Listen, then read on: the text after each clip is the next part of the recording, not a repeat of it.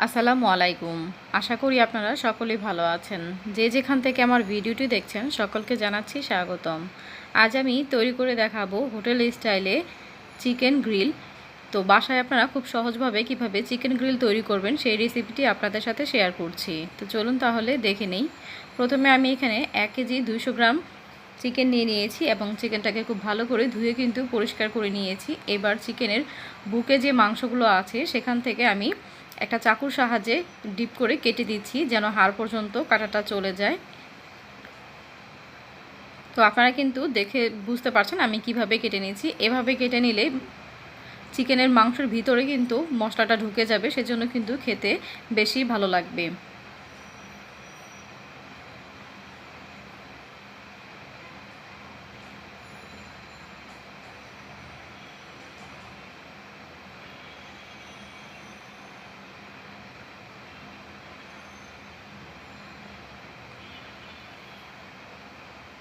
তো এই তো দেখতে পারলেন আমি কিন্তু খুব ভালো করে কেটে নিয়েছি, দেখতে পাচ্ছেন, এবং কাটাটা কিন্তু খুব ডিপ করেই কাটতে হবে যেন হাড় পর্যন্ত পৌঁছে যায়।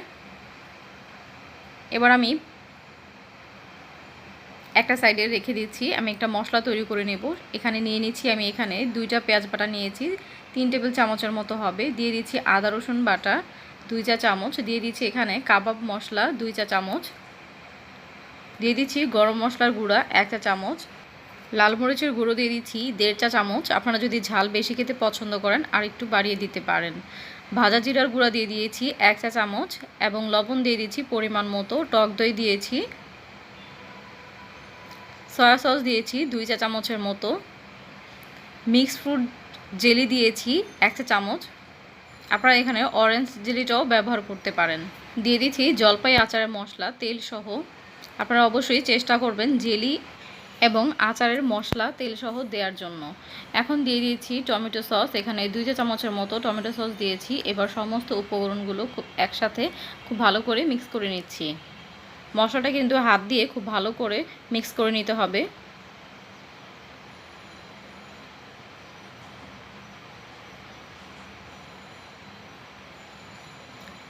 তো মশলা মাখানোর মধ্যে আমার মনে পড়েছে এখানে আমি 1 চামচ চিনি দিতে ভুলে গিয়েছিলাম। তো আমি এখন চিনিটা দিয়ে দিচ্ছি, আপনারা চাইলে নাও দিতে পারেন। এবং দিয়ে দিচ্ছি লেবুর রস, এখানে 2 চা চামচের মতো লেবুর রস দিয়েছি।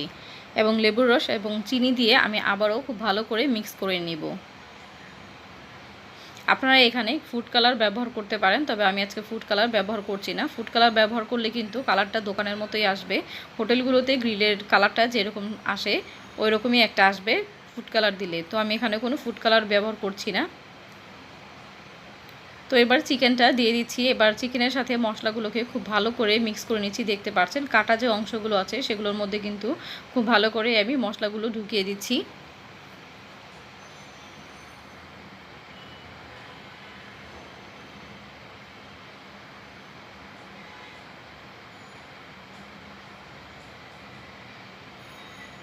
প্রতিটা অংশেই খুব ভালো করে মশলাগুলো মাখিয়ে দিতে হবে।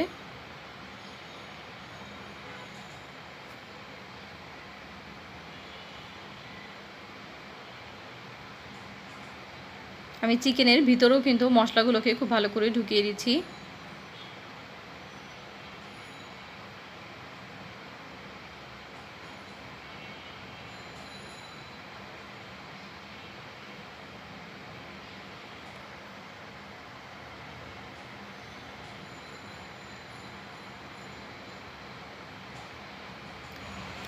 তো খুব ভালো করে কিন্তু মশলাটা মাখানো হয়ে গিয়েছে। এবার আমি চিকেনগুলোকে ঢাকনা দিয়ে ঢেকে রেখে দেবো 4 ঘন্টার জন্য একটা সাইডে। আপনারা ওভারনাইটের জন্য এটাকে ম্যারিনেশন করে রাখতে পারেন, তাহলে কিন্তু গ্রিলের টেস্টটা আরও বেশি ভালো আসবে।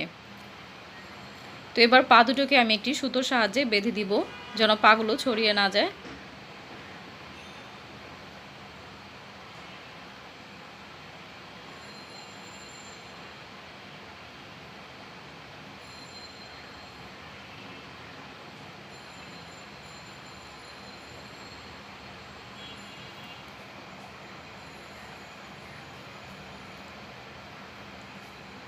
তো পাগুলো বাঁধা হয়ে গিয়েছে। এবার আমি ঢাকনা দিয়ে ঢেকে রেখে দিব 4 ঘন্টার জন্য।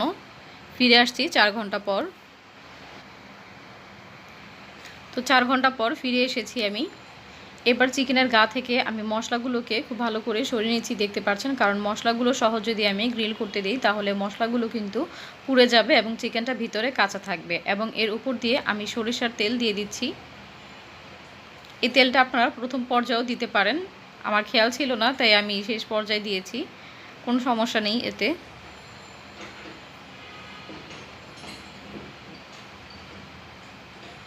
এবার যতটুকু সম্ভব মশলাগুলো সরিয়ে নিচ্ছি এবং আমি গ্রিল করার জন্য গ্রিলের যেই শিক থাকে আমি শিকটার মধ্যে ঢুকিয়ে নিচ্ছি।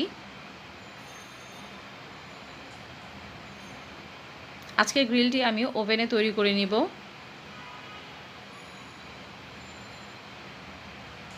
আপনারা এটি চুলায়ও তৈরি করে নিতে পারেন।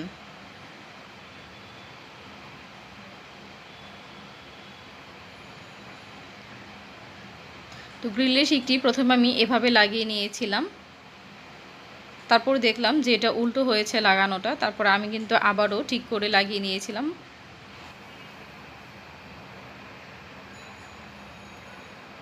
তো দেখতে পাচ্ছেন আমি একটু পরেই শিকটাকে খুলে নিয়ে আবারও উল্টো করে মানে ভাও করে ঠিক করে আমি লাগিয়ে নিচ্ছি।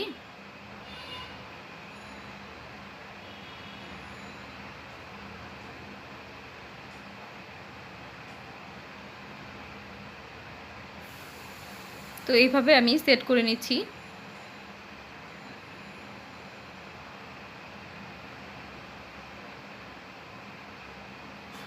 তো চিকেনটাকে আমি এইভাবে ঠিকমতো লাগিয়ে তারপর হচ্ছে ওভেনে দিয়ে দিব। আমি ওভেনে টেম্পারেচার 190 ডিগ্রি এবং আপ ডাউন হিটে 50 মিনিটের জন্য আমি বেক করে নিয়েছি। 50 মিনিট পর আমি ওভেন থেকে বের করে নিয়েছি এবং দেখতে পাচ্ছেন গ্রিলটা দেখতে কিন্তু খুবই চমৎকার হয়েছে, একদম হোটেল স্টাইলে কিন্তু দেখতে হয়েছে। লুকটা কিন্তু সত্যিই খুব ডেলিশিয়াস হয়েছে এবং এটি খেতেও কিন্তু আলহামদুলিল্লাহ অনেক বেশি মজার হয়েছিল। আপনারাও বাসায় কিন্তু এভাবে ট্রাই করতে পারেন। গ্রিলটি খেতে খুবই মজাদার, আপনি কোনোভাবেই বুঝতে পারবেন না যে আপনি এটা বাসায় তৈরি করেছেন। তো আশা করছি আমার আজকের ভিডিওটি আপনাদের কাছে ভালো লেগেছে। ভিডিওটি যদি ভালো লেগে থাকে তাহলে অবশ্যই চ্যানেলটিকে সাবস্ক্রাইব করে বেল আইকনটি বাজিয়ে দিবেন যেন আমি ভিডিও আপলোড করার সাথে সাথে সবার আগে নোটিফিকেশন পেয়ে যান। আমার ভিডিওটি আপনাদের ফ্রেন্ড অ্যান্ড ফ্যামিলিকে দেখার সুযোগ করে দিন। আমার জন্য সবাই দোয়া করবেন। আমি আবারও হাজির হব মজার মজার রেসিপি নিয়ে। আজ এ পর্যন্তই। আল্লাহ হাফেজ।